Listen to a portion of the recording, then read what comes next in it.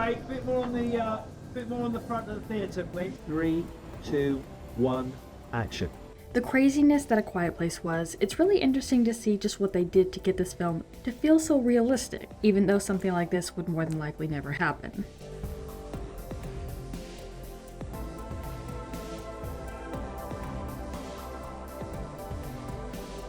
This was actually a big part of how we had to schedule this, was that we shot all the Chinatown stuff pre-destruction, and then we had to give a week for the art department to go through and dig huge craters and cover things in ash. As John Krasinski was seen on the set, he wasn't as involved as he had other projects that he was tied with at the time, but the crew really respected his vision of this world and telling it from his perspective.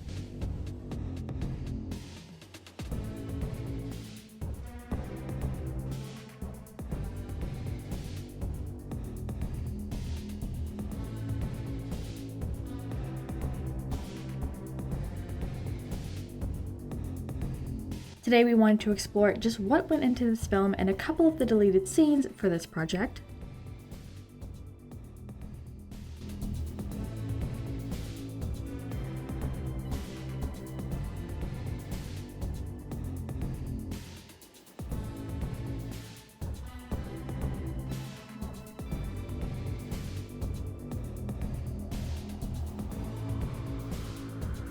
But before we get into more of these moments, today's trivia question: what year did the first Quiet Place film come out? Leave your guesses in the comments down below and stick around till the end of the video to find out if your answer was correct. Michael, he did some of his own post-work in his last film himself, and so it's interesting to watch him really care about the visual effects process, care about, like, is this the right way of shooting something? You know, the irony of making these films is that the thing that is scariest to the audience is the most comedic thing.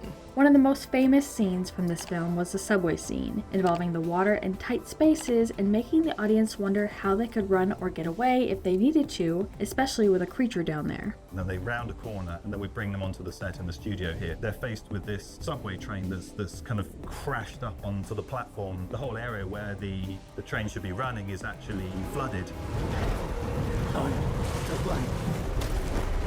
We've built a kind of a long section of tunnel here with a ceiling piece. In the first two films, we never really get to explore what the creatures were or where their home was. Not only does this film capture the character development of the humans, but it allows us to understand just what these creatures are doing here.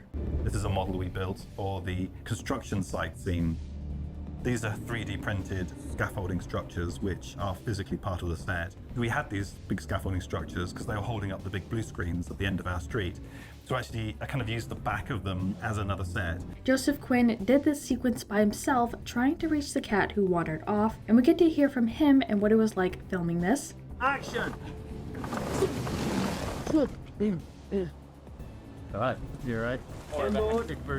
It's a remarkable view to look out at that backplot and see what they've built, just kind of looking out into these kind of twisted metal objects coming out of the ground and getting to, I don't know, make something there. Everyone ready?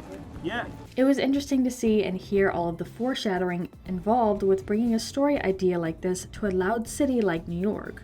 And it feels kind of surreal because New York is so noisy. So if it's ever not noisy, if it's ever quiet, it feels very odd and kind of ominous. There are so many movies about New York, especially New York invasion and destruction movies. There are always these kind of iconic moments that are very much like, hey, look, oh no, the Empire State Building fell over. One of the more funny aspects of the film was how they managed the cat on set using a real one, and actually two of them. Schnitzel and Nico, those were the two cats that we had playing Frodo. We knew there's no way we could do this film with one cat alone. So we knew to get a close match, we would have to colour Nico. There's no way we would find a cat with exactly the same markings. So we had Nico, and we have an extremely clever colorist. As I share my excitement for this film, I want to mention we are currently doing a giveaway. Share what you were most excited for with this project, and the best comment will win a $25 Fandango gift card where you can purchase a full movie with added bonus features. Comment down below and one winner will be chosen. Stuffing Nico into a viola case, sailing down a flooded subway with like waves and darkness, and he was like chilling. It was fine. We have done, I think, like 42 days filming, and the cat has done literally every single day. So we have had a lot of stuff, mostly outside. Speaking of character development we talked about earlier, the movie starts off with Samira just wanting to get pizza, and this scene was an important one with Eric and Samira finally getting that and having a moment. The stuff with the pizza, I'm really enjoying that means of communication with no dialogue. That's really interesting and a rare way to interact with someone. So I think we're kind of enjoying finding the rules of that exchange. We get a deep dive into the set design as well and just the chaos of it all and the research that they did. We spent some time together in New York, and we actually walked the route that the characters take in the movie from Chinatown to East Harlem. And we saw the differences between each of the neighborhoods. There is some kind of change within the journey from one scene to the next.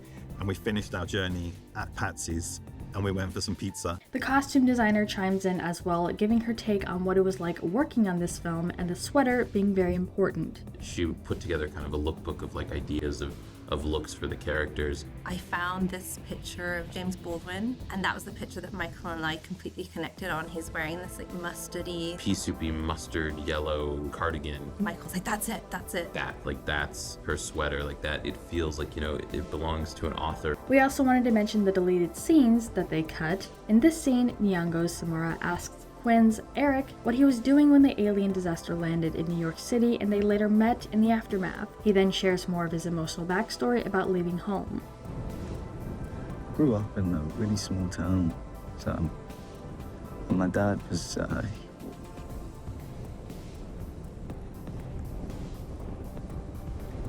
he had an idea of the stunts that he wanted, and I wasn't like that. And for this next one, they both appear to be in a shoe store trying to find new shoes, and we get to see the character growth, as Nyong'o put it, with her character becoming more comfortable and trusting with Joseph's character.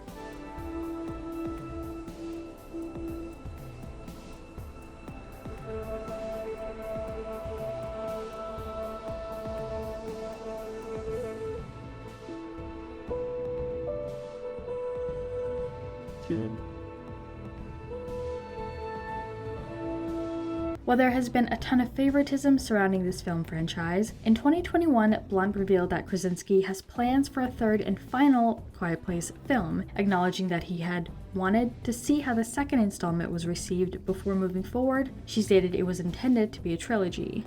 The only way to play Samira was to lose the weight.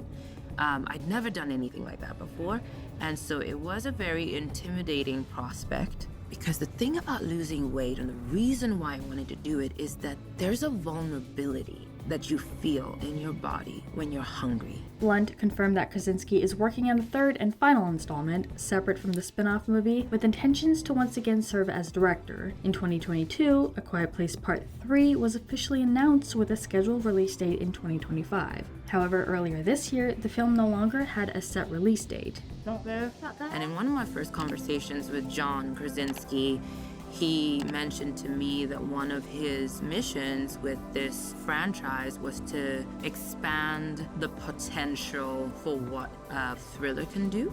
He really wanted different tones and textures. And as far as the answer to our trivia question, Quiet Place premiered at South by Southwest on March 9th, 2018, and was released in the United States on April 6th, 2018. What does a threat to humankind, the future of humanity, mean to a dying person? This genre banks on the human desire to survive.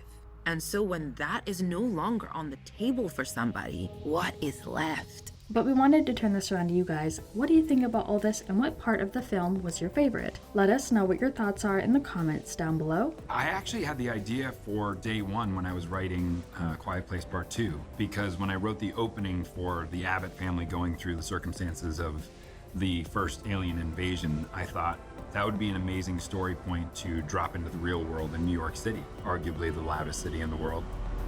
Make sure you're subscribed with notifications on for more videos just like this. That's it for today though. We'll see you all next time with a brand new video. Bye guys. I mean, I've been an admirer of her work and the choices that she's made for years. So to be able to share one frame with her is an enormous privilege. But to be able to work with her in such an intimate way during this film is a very fortunate place to be in.